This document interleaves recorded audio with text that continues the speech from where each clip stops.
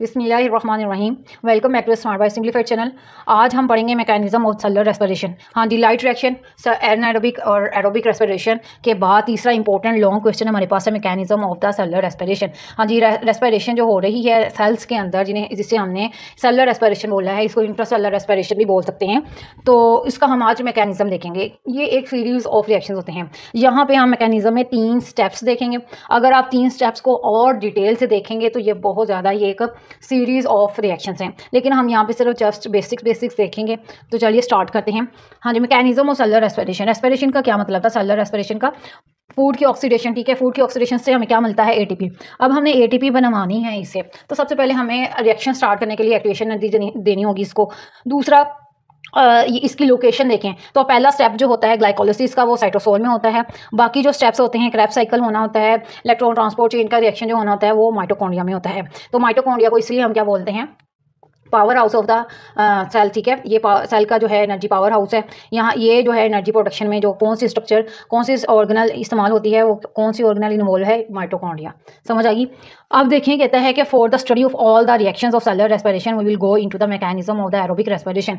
हमें तमाम रिएक्शंस को स्टडी करने के लिए सेलुलर रेस्पिरेशन के, हमें एरोबिक रेस्पिरेशन के मैकेनिज्म में जाना होगा। एरोबिक रेस्पिरेशन का मतलब होता है जिसमें O2 का यूज़ हो रहा होता है, जो इस O2 की प्रेजेंस में होता है। अब यहाँ पे 3 मेन स्टेप्स हैं एरोबिक रेस्पिरेशन के। हाँ जी, है तो एरोबिक है, लेकिन इसके फर्स्ट स्टेप में O2 की कोई रिक्वायरमेंट नहीं होती। No need of the O2। ठीक है, O2 की कोई नीड नहीं होती यहाँ पे।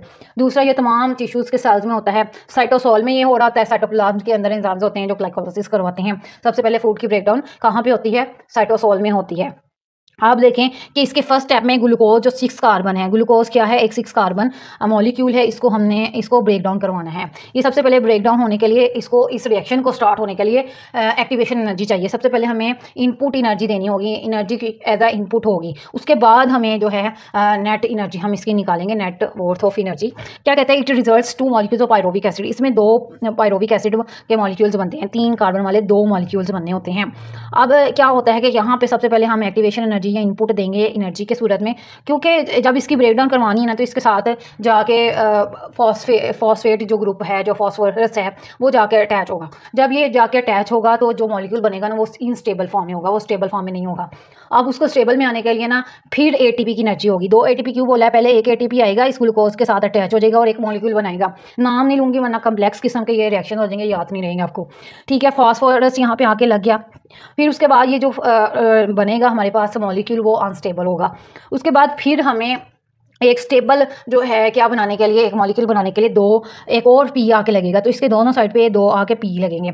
जब ये दोनों लगेंगे तो ये फिर दोनों क्या हो जाएंगे? सेपरेट हो जाएंगे। ये दोनों सेपरेट होंगे तो क्या होगा कि 2 पायरोबिक एसिड लगेंगे यहाँ पे। ठीक है, ये 3 कार्बन वाला 2 मॉलिक्यूल्स हमें मिल गए हैं। इस प्रोसेस में NADH भी यूज़ होता है। NADH देखें, जब ये 2 ATP में कन्वर्ट, यहाँ से 2 ATP निकलेंगे। 2 ATP दिए थे इसको, तो 2 ATP निकले हैं।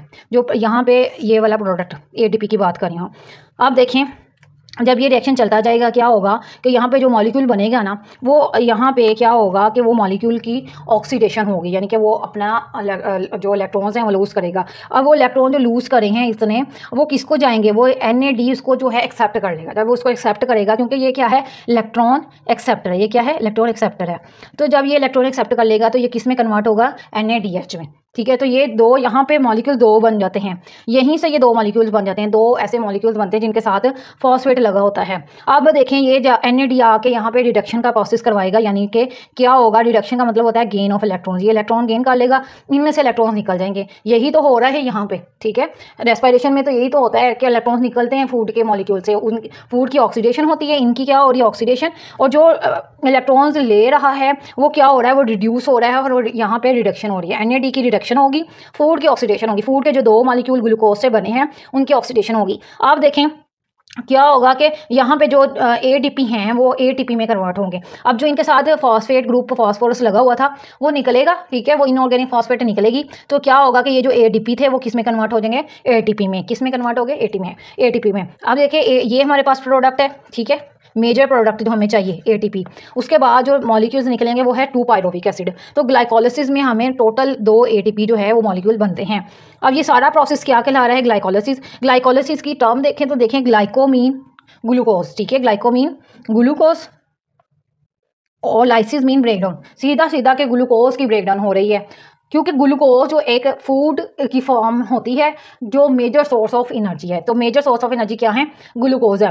देखिए कार्ब्स तो मेजर सोर्स ऑफ एनर्जी हैं, जिनमें ग्लूकोज की बात की या कोई और कार्ब्स आ जाए तो वो क्या होंगे? मेजर सोर्स ऑफ एनर्जी होंगे। लेकिन प्रोटीन और लिपिड से भी हमें जो है एनर्जी मिलती है, लेकिन मेजर सोर्स को ही यहाँ पे डिस्कस किया जा रहा है। अब देखें कि ऑक्सीजन इज़ नॉट रिक्वायर्ड, ये मैंने आपको शुरू में बता दिया था कि O2 के यहाँ पे कोई काम नहीं है। अब that is why it is also occurs in anaerobic respiration, तो एनारोबिक रेस्पिरेशन में भी यही काम होगा। एरोबिक का पहला फेज क्या था? पायरोबिक एसिड के दो मॉलिक्यूल्स में टूटना ग्लूकोज का। तो एरोबिक जब होगी तभी ये काम होगा, जब एनारोबिक होगी तो भी फर्स्ट स्टेप यही होगा। नेक्स्ट चलते हैं हम क्रेब्स साइकिल। नेक्स्ट हमारे पास है क्रेब्स साइकिल। इसको सिट्रिक एसिड साइकिल भी बोलते हैं, क्योंकि इसमें सिट्रिक एसिड बनता है, सिट्रेट बनता है। अब देखें कि क्या होता है, इसमें O2 की रिक्वायरमेंट होती है। एरोबिक रेस्पिरेशन पढ़े तो पहले स्टेप में अगर O2 की जरूरत नहीं थी तो डेफिनेटली सेकंड स्टेप में तो O2 की जरूरत होगी, या उसकी प्रेजेंस में ही ये जो है प्रोसेस शुरू होगा।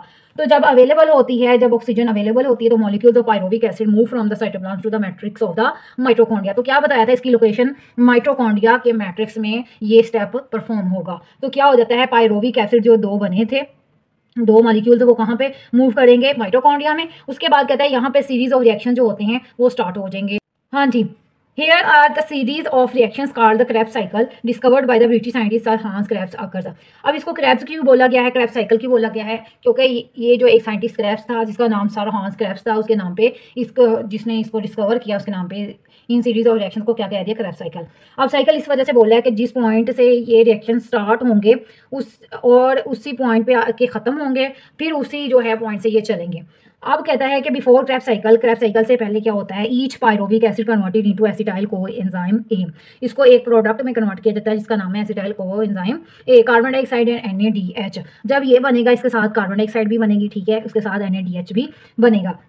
समझ आ गई। अब उसके बाद कहता है कि क्रेब्स साइकिल में the acetyl coenzyme A is completely oxidised to the carbon dioxide. अब इसमें इस प्रोडक्ट को, इस जो है मॉलिक्यूल को, एक कम्प्लेक्स किस्म के, उसको कम्प्लीटली ऑक्सीडाइज किया जाता है। कम्प्लीटली ऑक्सीडाइज का मतलब ये है कि जितने भी इसमें से इलेक्ट्रॉन्स होंगे वो सब निकलवा लिए जाएंगे। तो यहाँ पे क्या होगा? लॉस ऑफ इलेक्ट्रॉन्स, जिसे हम ऑक्सीडेशन बोलते हैं। तो ये ऑक्सीडाइज्ड हो के ये जो कंपाउंड है, जो पहले कभी पायरोविक एसिड था, उससे पहले ये क्या था? ग्लूकोज था। अब ये इसके ऑक्सीडाइज्ड होगी, कंप्लीट मुकम्मल जितने भी इलेक्ट्रॉन वो सब निकलवाए जाएंगे टू द कार्बन डाइऑक्साइड। अब साथ में इसके कार्बन डाइऑक्साइड भी एक मॉलिक्यूल निकलेगा। रिजल्ट में क्या होगा? ATP की फॉर्मेशन होनी है, एनर्जी रिच कंपाउंड जो कि NaDH एंड FADH2 हैं। अब ये दो ऐसे एनर्जी रिच कंपाउंड्स हैं जो आगे इलेक्ट्रॉन ट्रांसपोर्ट चेन को चलवाएंगे, ठीक है। जो थर्ड स्टेप है ना, वो यही दो रिएक्शंस करेंगे। ये सीरीज ऑफ कोएंजाइम्स और एंजाइम्स और प्रोटीन से गुजरेंगे और इलेक्ट्रॉन ट्रांसपोर्ट जिसे बोलते हैं। तो क्या होगा? थर्ड स्टेप जो है वो कंप्लीट होगा। अब डायग्राम की तरफ आते हैं। देखें, एक पायरोविक एसिड है, उसको कन्वर्ट करवाया गया है किसमें? एसिटाइल कोए में। उसके लिए क्या आएगा? एक कोए आएगा, ठीक है। कोए क्या है? एक कोएंजाइम है, ठीक है। ये क्या है? कोए क्या है? एक कोएंजाइम है। अब इसके साथ क्या आएगा? एक NAD कोएंजाइम आएगा। अब जब NAD आएगा तो इसमें से, इस पायरोविक एसिड में से जितने इलेक्ट्रॉन्स है वो निकलेंगे।